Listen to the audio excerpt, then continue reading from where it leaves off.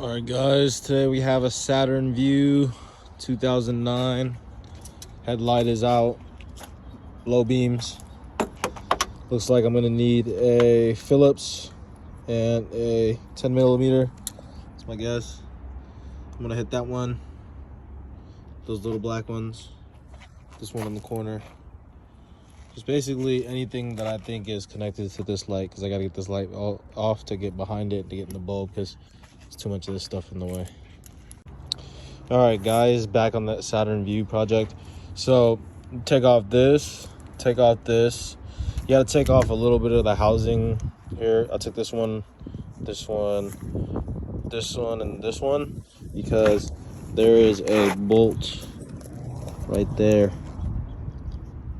to get the light off. But you could wiggle it. You can put it back on. It'd be good. All right, and then once you take off that one, a little bit of the housing, and this one right here, the secret hidden bolt under this black housing, then you get to this one. This is where the low beam is at. Just open. And you should be able to do the same thing. And then off with this old one.